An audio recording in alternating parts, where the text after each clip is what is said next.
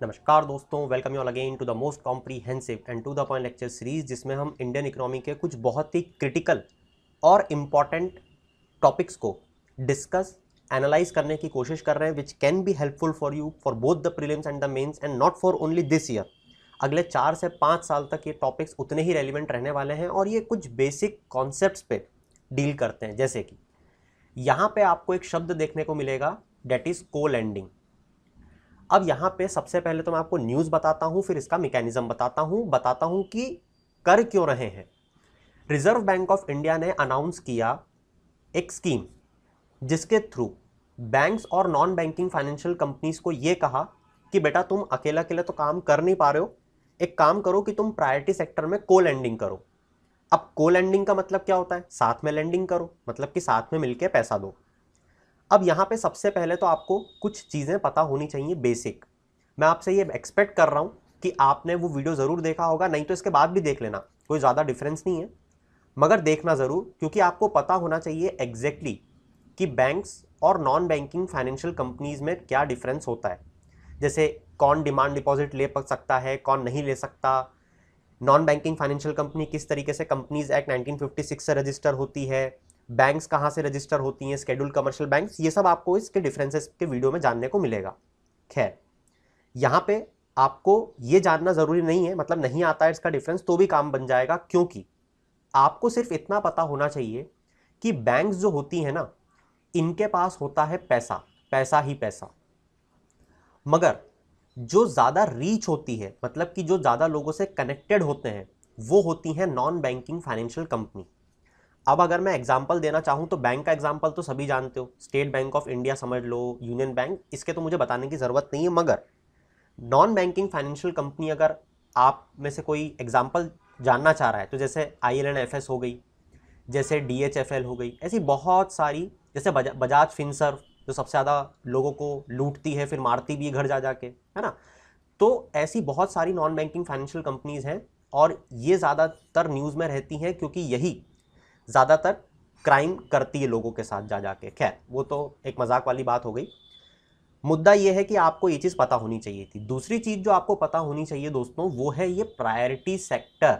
अब ये priority sector क्या होता है, इसके लिए भी मैं आपको एक रिकमेंड करूंगा वीडियो, अगर आप देखना चाहें तो, और एल्स बहुत ज़्यादा ज़रूरी नहीं है। प्रायोरिटी सेक्टर लैंडिंग पे मैंने 2-3 वीडियोस की सीरीज बनाई है, उसको जाके ज़रूर देखना, जहाँ पे मैंने आपको क्या समझाया था, बिल्कुल बेसिक पॉइंट। इस टॉपिक को समझने के लिए आपको याद होना चाहिए कि हमारे देश में कुछ ऐसे सेक्टर्स हैं जो बहुत क्रूशियल है दोस्तों, उनको अगर पैसा ना मिले ना तो वो पनप नहीं पाएंगे। जैसे एग्जांपल के तौर पे क्रेडिट फैसिलिटी इन एग्रीकल्चर, हम जानते हैं कितना कम है, तो ये प्रायोरिटी सेक्टर में आता है। फिर MSME, ये तो हम जानते ही है ना, कोविड पेंडेमिक के टाइम पे जो माइग्रेंट वर्कर्स थे वो कहाँ से निकले थे? इन MSME से ही तो निकले थे। कितनी इंपॉर्टेंट है, 90% से भी ज़्यादा वर्कफोर्स हमारा इसमें इन्वॉल्व है। एग्रीकल्चर की बात करें तो देश की 55% जनता जिस सेक्टर में इन्वॉल्व हो, क्या उसको प्रायोरिटी दोगे या नहीं दोगे? फिर हमारे यहाँ पे रिन्यूएबल एनर्जी अगेन इसमें आता है। हमारे यहाँ पे सोशल इंफ्रास्ट्रक्चर आप ले सकते हो, राइट। इसके बाद में अफोर्डेबल हाउसिंग, जैसा कि हमारे मोदी जी हर बार बोलते भी है ना, क्या बोलते हैं, हर सर को छत। मैं इसलिए रुक के बोल रहा था क्योंकि मैं हर बार क्लास में हर घर को छत बोल देता हूँ, क्लियर। तो अफोर्डेबल हाउसिंग, इसके बाद एजुकेशन, है ना, पढ़े लिखा लिखेगा तभी तो बढ़ेगा भारत। तो ये सारे प्रायोरिटी सेक्टर में आते हैं, ठीक है। अब वापस से खबर को पढ़ो।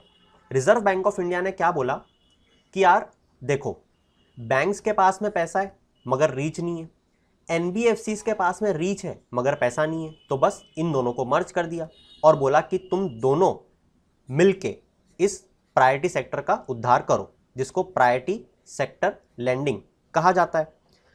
अब यहां पे एक और इशू आएगा आपके सामने, क्या NBFCs को मैंडेटरी कहा गया है कि उनको प्रायोरिटी सेक्टर में लैंडिंग करना ही है? तो नहीं, उनको कोई कंपलसरी या कंपल्शन नहीं है प्रायोरिटी सेक्टर लैंडिंग में लैंड करना। मगर क्या बैंक्स को कंपलसरी है प्रायोरिटी सेक्टर में लैंड करना? हाँ बिल्कुल, इनफैक्ट अगर ये नहीं करेंगे ना तो reserve bank of India in पे पेनल्टी भी लगा देता है। क्लियर हो गई बात? तो भारत में रहना होगा बैंक्स को तो RBI की बात सुनना होगा, इस तरीके से आप इसको याद रख सकते हो।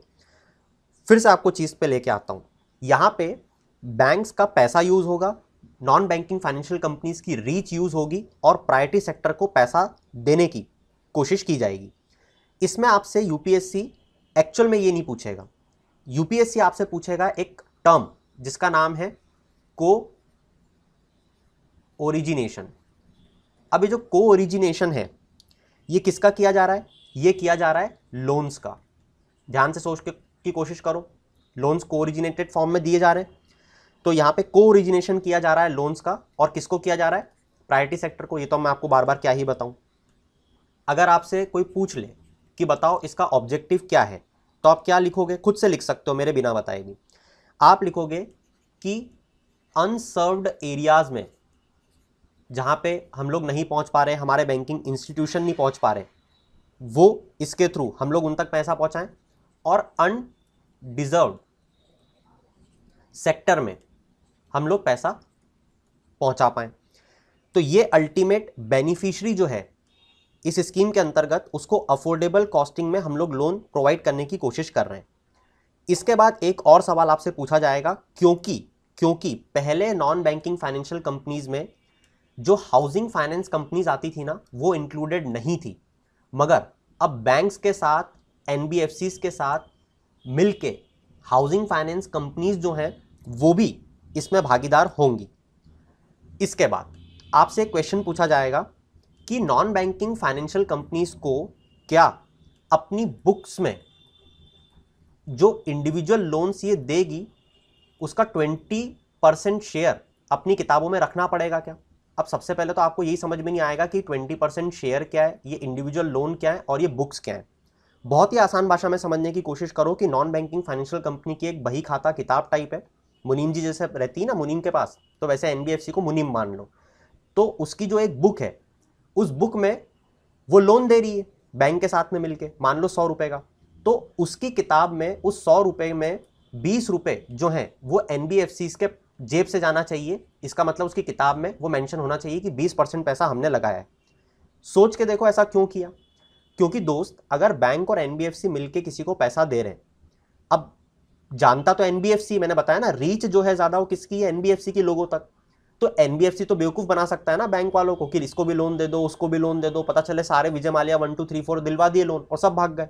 नहीं, तो इसी कारण से क्या करा, इनकी बुक में 20% इन पे रिस्पॉन्सिबिलिटी डाल दी कि बेटा पैसा तुम्हारा भी डूबेगा 20%। तो अब ये क्या करेंगे, ये लोन सही व्यक्ति को दिलवाएंगे, ठीक है। और इसी कारण से एनबीएफसी जो है ना, इस पूरी स्कीम में अगर आपसे कोई पूछे कि सिंगल पॉइंट ऑफ इंटरफेस कौन है, मतलब कि जो पब्लिक है वो सीधे किसको देख रही है, बैंक को देख रही है, बैंक वालों से मिल रही है या एनबीएफसी, तो वो एनबीएफसी से मिल रही है। इस चीज को आप ध्यान रखना, और अब तो आपको ध्यान रह भी जाएगी।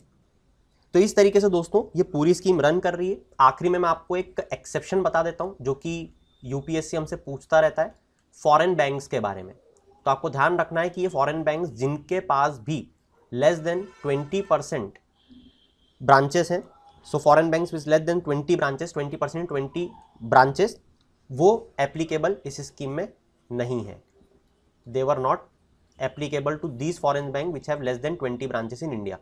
So that's it from my side for this particular topic. Do mention the comment how you like this. Do share with your friends. Might they also need a like if you share with them. In the end, stay tuned with me for the future lectures. Keep shining. Have a good day.